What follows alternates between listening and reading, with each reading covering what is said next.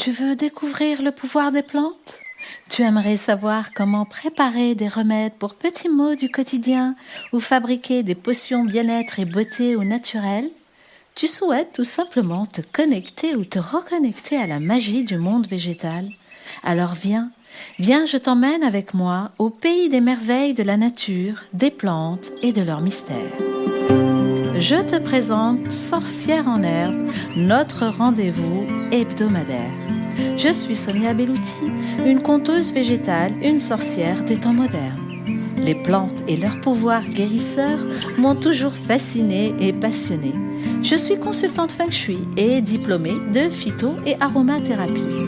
Je suis l'autrice de chroniques et du livre « Les tétons flingueurs, un cancer, ça change la vie » publié aux éditions Kawa. Je continue avec la thématique de la cuisine à la médecine avec une herbe aromatique de la cuisine italienne et sa version sacrée. Le basilic. Du pistou au pesto, il est méditerranéen. Et bien qu'appelé basilic français, il est très présent dans la gastronomie italienne. Mais il existe plusieurs variétés, comme le basilic thaï, le tropical ou le citronné, et sa version sacrée, appelée aussi tulsi. Comme pour le thym et le romarin, on connaît plusieurs chémotiques au basilic. Le basilic français, doux, commun, européen, pistou ou pesto, ou herbe royale, est originaire d'Asie orientale et se cultive comme plante aromatique et condimentaire en Europe du Sud. Il aime les terres ensoleillées et préfère la sécheresse. Cette plante herbacée peut atteindre les 60 cm et en moyenne, il est entre 20 et 40 cm. Basilic, Ocimum basilicum, est un mot latin qui veut dire royal. L'appellation latine vaut pour le basilic français et le basilic tropical, qui ne poussent pas dans nos contrées. Ces deux chémotypes offrent des propriétés différentes que je détaillerai avec les huiles essentielles. Dans le basilic, on utilise les feuilles fraîches en cuisine qui dégagent un parfum riche et épicé, et les feuilles sèches en infusion, ainsi que les parties aériennes fleuries pour en extraire l'huile essentielle. L'utilisation du basilic est très ancienne et remonte à l'Antiquité. Dans l'Antiquité, donc, le basilic était considéré comme une plante royale. Cette plante, dans la Grèce antique, était réputée préserver le bien-être de la famille et il suffisait de garder la plante à l'intérieur de la maison. Dans certaines régions d'Afrique, le basilic est utilisé pour conjurer les mauvais sorts. Et en Europe, au Moyen Âge, le basilic faisait partie des plantes de la sorcellerie. Pris en tisane, le basilic aiderait les femmes lors de l'accouchement et augmenterait la lactation.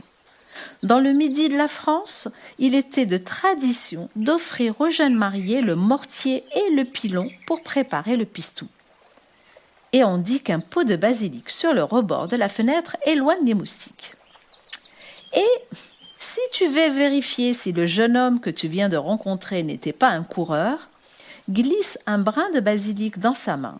Si l'herbe se dessèche en quelques secondes, courage, fuyons. Le basilic dégage une énergie positive et dynamisante. Il favorise la gaieté. On peut brûler du basilic séché lors des rituels pour attirer amour et bonté, santé, protection et prospérité. Le basilic s'accorde divinement avec de la bergamote, la mentha citrata et le bois de cèdre. Le basilic a des propriétés antimicrobiennes, antivirales et antioxydantes. Il est stomachique, protecteur gastrique, carminatif et apéritif.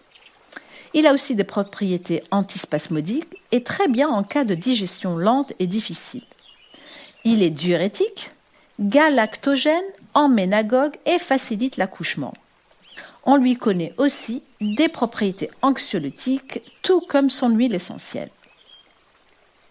Pour ce qui est de la plante, on va la préparer à raison d'une cuillère à café de plantes sèches dans une tasse d'eau bouillante, qu'on laisse infuser 10 minutes et qu'on prend après le repas. Il est toutefois contre-indiqué de prendre des tisanes de basilic en cas de grossesse et d'allaitement. Pas d'utilisation prolongée, en général on conseille 8 jours, une fenêtre thérapeutique et reprendre si besoin une semaine après. Il n'y a aucune interaction médicamenteuse connue à la prise de basilic en même temps que tes médicaments ou tes compléments alimentaires. Et puis, il y a le basilic sacré, appelé aussi tulsi, Ocimum sanctus. Cette plante herbacée de la famille des Lamiacées est souvent cultivée et peut atteindre 1 mètre de hauteur, aux fleurs rouges, pourpres et originaire d'Afrique et d'Asie du Sud.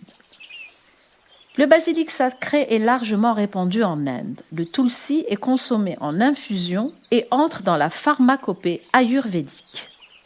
Censé protéger les morts dans l'au-delà, une feuille de basilic sacré est glissée dans les mains des défunts.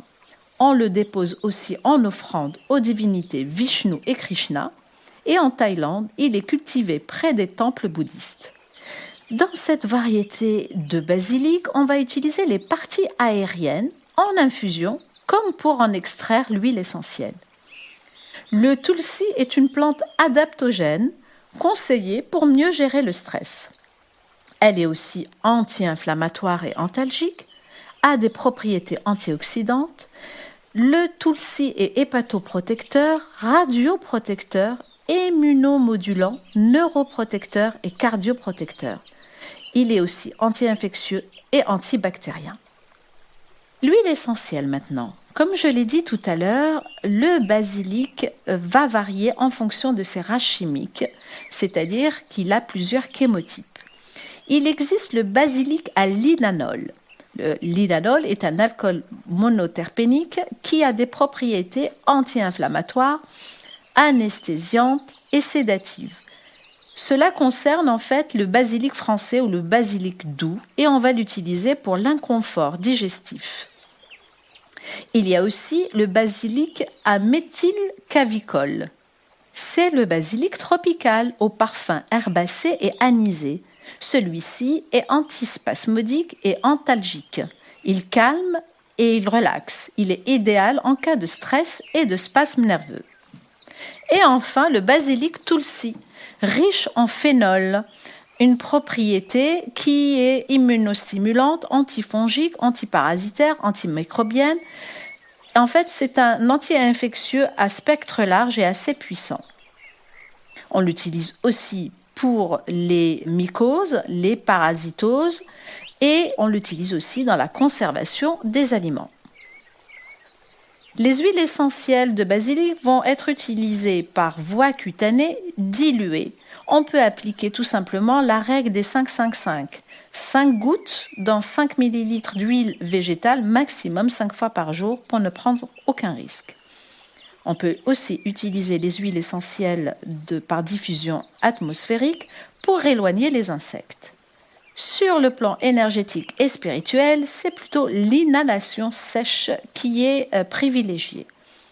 L'huile essentielle de basilic français, douce, dissout les blocages et les rigidités. Très bien pour la méditation. Le basilic tropical, quant à lui, va apporter détente, aide au lâcher-prise, combat la dépression et la morosité et aide à dépasser les peurs et les phobies.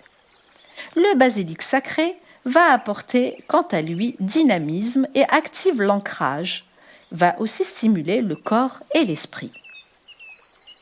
Les huiles essentielles de basilic sont réservées uniquement à l'adulte. Elles sont déconseillées aux femmes enceintes et allaitantes et attention, elles peuvent être irritantes pour la peau, d'où les précautions de la règle des 5-5-5. Je te rappelle que ces informations ne peuvent se substituer à un avis auprès d'un professionnel de santé. Il ne s'agit que d'astuces pour petits mots du quotidien et dans tous les cas, il faut demander conseil à son médecin ou à son pharmacien. Si tu as aimé ce rendez-vous et si tu souhaites ne manquer aucun des prochains épisodes, abonne-toi gratuitement à la newsletter de Sorcières en Herbe et à la plateforme d'écoute de ton choix. Tu peux aussi me suivre sur mon compte Instagram Magie Verte Sorcière en Herbe. Tu y trouveras plein de recettes, de rituels, à base de plantes bien sûr, que tu peux partager autour de toi. Tu seras aussi au courant des dates de diffusion des différentes émissions. Je te donne rendez-vous au prochain numéro pour découvrir d'autres plantes aromatiques. À bientôt!